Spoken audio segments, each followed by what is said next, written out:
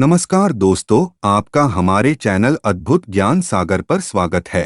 हमारे हिंदू धर्म में पुनर्जन्म, पाप पुण्य, धर्म अधर्म की अधिक मान्यता है। हिंदू ग्रंथों में बताया गया है कि मनुष्य को कैसे 84 लाख योनियों को पार करके मनुष्य जन्म मिलता है और मनुष्य ही मोक्ष प्राप्त कर सकता है।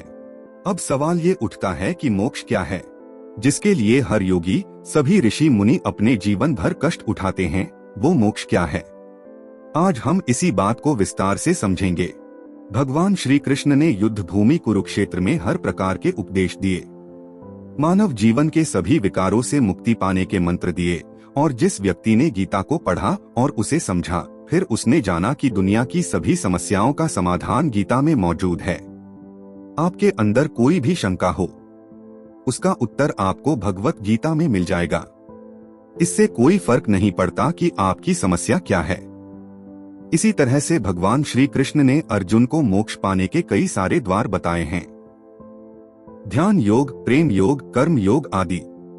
आज मैं आपको बताऊंगा कि भगवान श्री कृष्ण ने अर्जुन को मोक्ष पाने का सबसे आसान और सरल तरीका कौन सा बताया है, जिस विधि से मनुष्य कितना भी पापी, कितना भी अधर्मी क्यों ना हो, मृत्यु के क्षण में वह तुरंत मोक्ष को प्राप्त हो सकता है।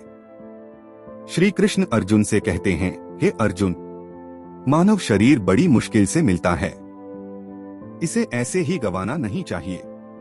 देवता भी मानव शरीर की आकांक्षा करते हैं, लेकिन मनुष्य की अज्ञानता इतनी है कि इस मोक्ष के अवसर को वह गंवाता रहता है, अपना पूरा जीवन भोग विलास में बिताता है। इतना ही नहीं, जब मनुष्य मृत्यु शैया पर होता है और उसके मृत्यु का क्षण होता है, उस समय भी वासना उसका पीछा नहीं छोड़ती। इसीलिए मृत्यु के समय जो वासना उसके मन में सबसे शक्तिशाली होती है, उसी वासना के मुताबिक उसे अगला जन्म मिलता है। दरअसल भगवान श्री कृष्ण द्वारा दी गई यह एक गुप्त विद्या है। यह एक मरने की विद्या है, और जो इस विद्या को जान लेते हैं, वह अपने जीवन में कितने ही पापी क्यों न रहे हो, मृत्यु के समय इस विद्या का उपयोग करके, उस परमात्मा का ध्यान करके मोक्ष को प्राप्त हो जाते हैं। मोक्ष अर्थात जन्म मरण से मुक्ति। फिर दोबारा वो इस पृथ्वी पर नहीं आते। पृथ्वी के अनेक सुख और दुखों से दूर आनंदमय हो जाते हैं। अर्जुन पूछता है कि हे केशव, मृत्यु के समय बड़ा ही कष्ट होता है। अब चाहे वह किसी घातक हथियार के जरिए हो या फिर प्राकृतिक मृत्यु हो, क्या इसे आसान बनाने का कोई तरीका नहीं है?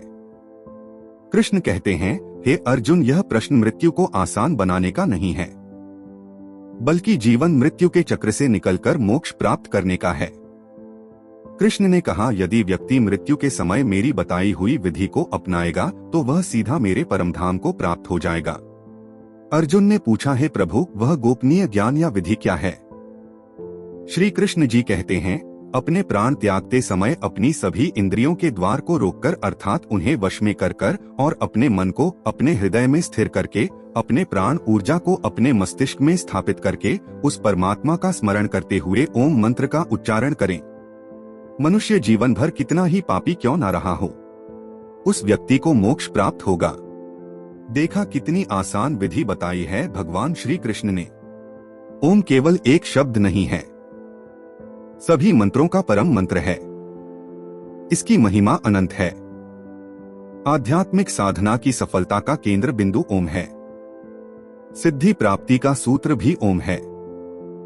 यह वो मंत्र है जिससे सारा ज्ञान और सारी सृष्टि की उत्पत्ति है। इस ब्रह्मांड को जन्म देने वाला भी यह परम मंत्र है। जीवन में ओम के उच्चारण से शरीर के हृदय कमल में आत्मा की ज्योति हमेशा प्रकाशित रहती है, और मृत्यु के समय जब कोई मनुष्य ओम का उच्चारण एक सुर में करता है, तो इस क्षण में आत्मा और परमात्मा दोनों ही महासुख में होते हैं, आनंद में होते हैं, और दोनों ही मिलने के लिए एक दूसरे से व्याकुल हो जाते हैं। जैसे युगों युगों से बिछड़े हो, सभी सांसारिक सीमाओं को तोड़कर एक दूसरे के भीतर समा जाने को व्याकुल हो जाते हैं। भगवान कृष्ण ने इसे मुक्ति का द्वार भी कहा है, लेकिन हम इस छोटे से महत्व को समझ नहीं पाते, और इसी कारण हमारे शरीर की रचना उस ईश्वर ने विशेष रूप से की है। हमारे इस शरीर को ब्रह्मांड के रूप में दर्शाया गया है। हमारा शरीर इस ब्रह्मांड का एक केंद्र बिंदु है। इसमें सभी लोकों का निवास है। मानव शरीर में पैरों से नाभि तक भूलोक दर्शाया गया है। नाभि से कंठ तक अंतरिक्ष यानी आकाश लोक और कंठ से सहस्रार तक स्वर्ग लोक को बताया गया है। और सिद्ध योगी मानव शरीर के इस बनावट को बहुत अच्छे से समझते हैं।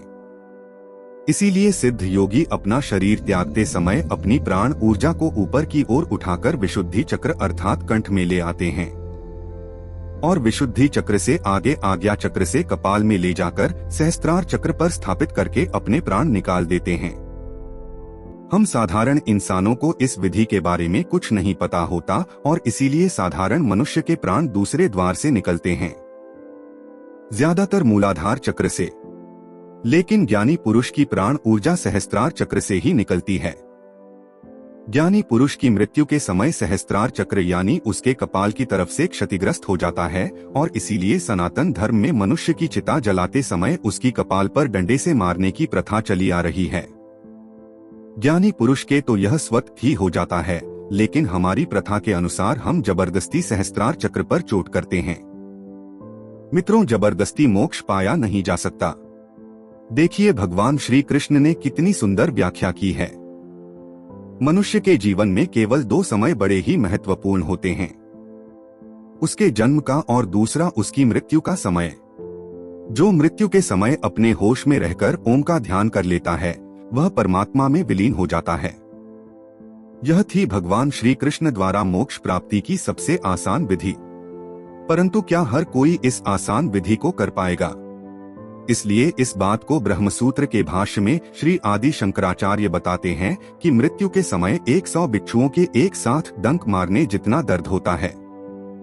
आंखें धुंधलाती हैं और घोर रूप में खड़े यमदूत हमें दिखाई देते हैं। उस समय जीवन भर किए पापों के कारण भगवान का नाम भी नहीं लिया जाता और गला सूखने लगता है। इसीलिए हर मनुष्य को चाहिए कि वह इस ज्ञान का सदा ही अभ्यास करता रहे, जिस अभ्यास के कारण ही अंतिम समय में ओमकार का ध्यान कर पाएगा और मोक्ष प्राप्ति होगी। दोस्तों, आपको हमारी वीडियो कैसी लगी कमेंट करके बताएं। ऐसी ही ज्ञान वर्धक शास्त्र से संबंधित बातें जानने के लिए हमारे चैनल को सब्सक्राइब करें और बेल आइकन को दबाएं ताकि चैनल पर डाला गया वीडियो सबसे पहले आपके पास पहुंचे। इस वीडियो को देखने के लिए आपका बहुत बहुत धन्यवाद।